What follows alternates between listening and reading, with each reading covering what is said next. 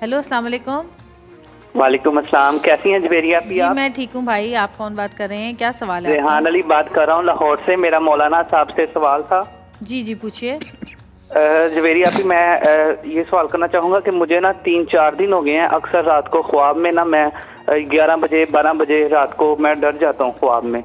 तो असल उसकी वजह ये है कि हमारे ना 2-3 करीबी फौतकियाँ हुई हैं और वही जो साहबजान जो हेलो हेलो। दूसरा ले।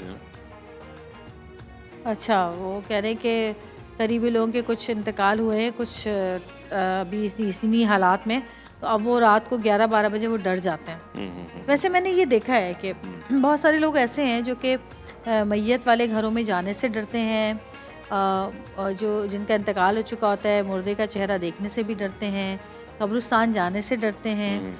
और कुछ लोग वाकई ऐसे हैं कि जो ऐसे घरों में जाते हैं जब इंतकाल हो जाता है तो वो बहुत डर जाते हैं। अब इनका भी यही मसला है कि ये रात को 11-12 बजे डर के उठ जाते हैं, ये कह रहे हैं। देखिए मेरे ख्याल में तो इंसान से डरने की उम्मीद तो वो इसलिए नहीं होनी चाहिए कि इंसान ज़िंदा और फिर वो फौत हो जाए तो वो तो एक बेजान सा हो जाता है, उसमें ऐसा कुछ नहीं होता। उसकी रूह उस के जिस्म से अलग हो जाती है। मौत का डर भी होता है इंसान को कि हमने भी चले जाना है। और वही वो जो असल अच्छा ये चेहरा न देखने की वजह क्या है पता है?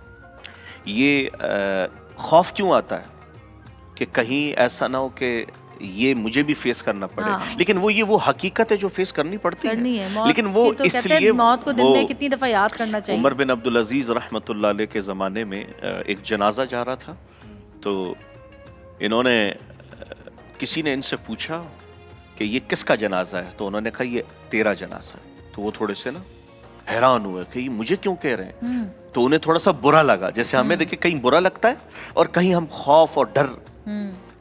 तो फिर उन्होंने फरमाया कि अगर आपको बुरा लगा है तो फिर ये मेरा जनाजा है। जनाजा कहते हैं इबरत को, या आपने इबरत हासिल करनी है इससे या मैंने इससे इबरत हासिल करनी है। तो मेरे ख्याल में और इसलिए तो आपने हुक्म दिया कि कब्रिस्तान जाया करें। कब्रिस्तान जाके ना मौत की याद ताज़ा होती है। हजरत उस्मान रज़ी अल्लाह अन्हु जलील क़द्र साहबी हैं, वो जब कब्रिस्तान जाते थे तो बेतहाशा रोते थे।